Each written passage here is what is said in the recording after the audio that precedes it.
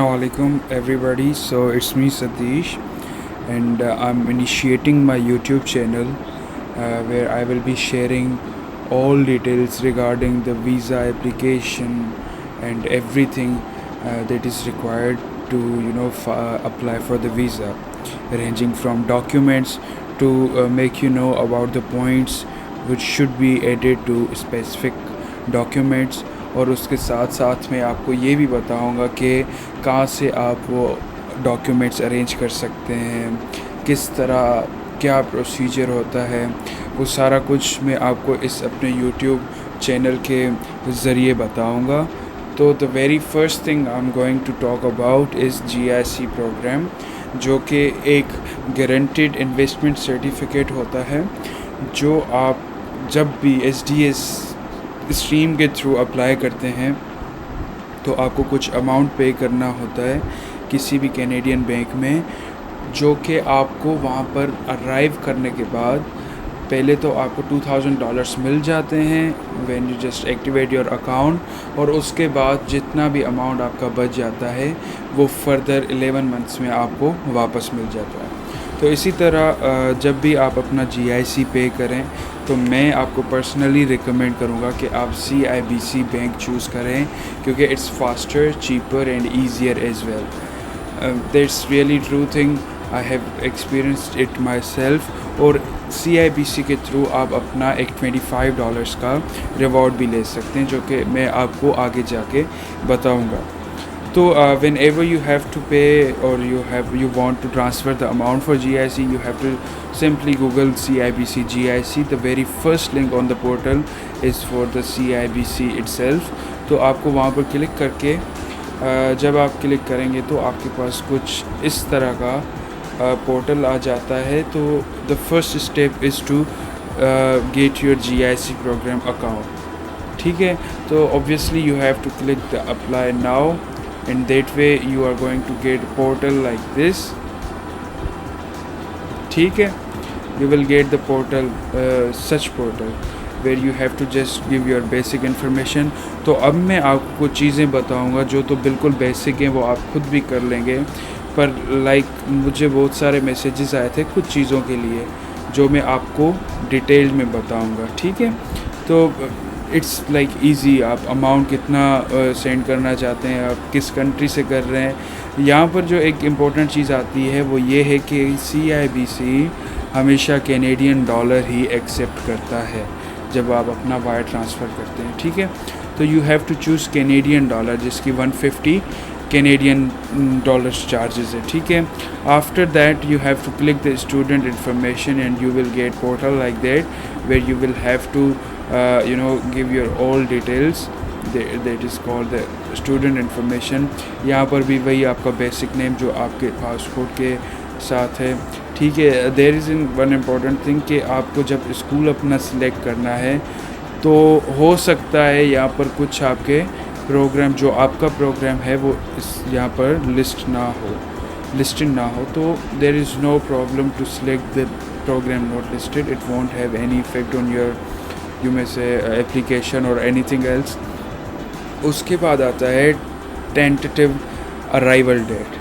That's basically the predicted arrival date, आप कब वहाँ पर पहुँचेंगे आपके अंदाजे से. तो यूजुअली क्या होता है कि आपको जो LOA आता है, लेटर ऑफ एक्सेप्टेंस, वहाँ पर एक आपको पूरा ड्यूरेशन लिखा हुआ होता है कि किस तारीख से आपका शुरू होगा प्रोग्राम और कब ख़त्म होगा. ठीक है, अगर वो ना भी हो तो you can add yours, you can simply if you are having bachelors program you should be having 4 years duration. So that way you have to make clarification कि कब आपका होगा. तो you can write any predicted date कि कब आप graduate करेंगे. ठीक है, आफ्टर दैट जो नेक्स्ट इम्पोर्टेंट थिंग इज़ के what is the intended use of this account.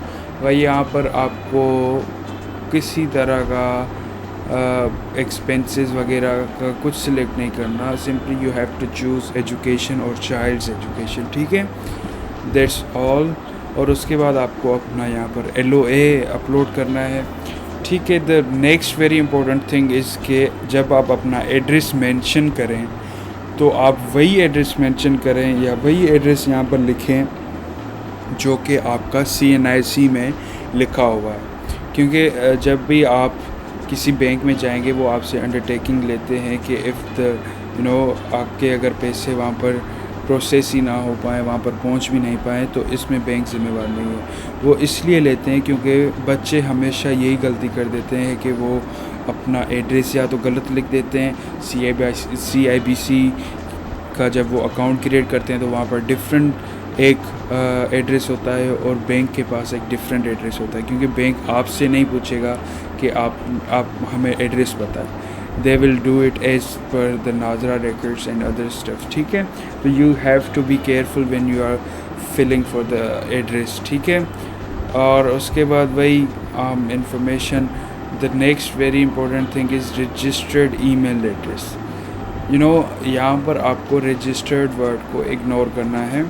You have to just fill there with your the valid email में से जो आपके यूज़ में है, जहाँ पर आप हर एक्टिविटी को फेस करते हैं, वो आपको यहाँ पर मेंशन कर देनी है। कोई प्रॉब्लम नहीं है कि आपकी रजिस्टर्ड है कि नहीं है, ठीक है। Basically you are registering yourself right now, तो आपके पास ऑब्वियसली कोई रजिस्टर्ड ईमेल नहीं होगी प्रीवियसली, ठीक है। You have to create your password and that's all. Passport सब कुछ वही सिंपल।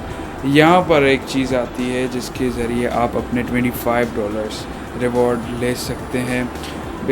भाई अवेल करो इस चीज़ को, $25 लें। Maybe for some people it might be a very small amount, ठीक है भाई, समझ आता है, आपको ज़रूरत नहीं है। But once you arrive in Canada you will have to be accountable for every cent you spend, ठीक है। तो भाई सेव कर लो, जहाँ से कुछ होता है भाई हम बहुत पे करते हैं उनको, ठीक है। अगर कहीं से सेविंग हो रही है या किसी भी तरह आपका कुछ पैसा बच रहा है तो डू सेव इट, ठीक है। तो यहाँ पर रेफरल डिटेल्स हैं, you have to select friends and family, ठीक है। तो उसके बाद CIBC का एक जो है आप कह सकते हैं कि एक उनकी एक रेफरेंस के लिए कुछ बेनिफिट्स होते हैं कि अगर आपका कोई दोस्त है जिसका ऑलरेडी CIBC के साथ एक अकाउंट बना हुआ है GIC के लिए, you may use their referral email जो कि उन्होंने अपने अकाउंट बनाने के वक्त फिल करा होगा।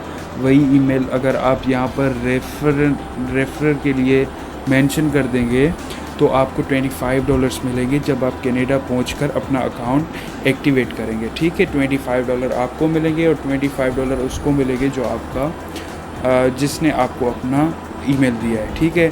सो भाई अगर आपके पास कोई ऐसा रेफरेंस नहीं है तो you may use this email as well. मुझे रीच आउट करें, I will surely help you, by the way I will surely help you to gain anything that's possible। तो आप इसी तरह करें। After that you have to click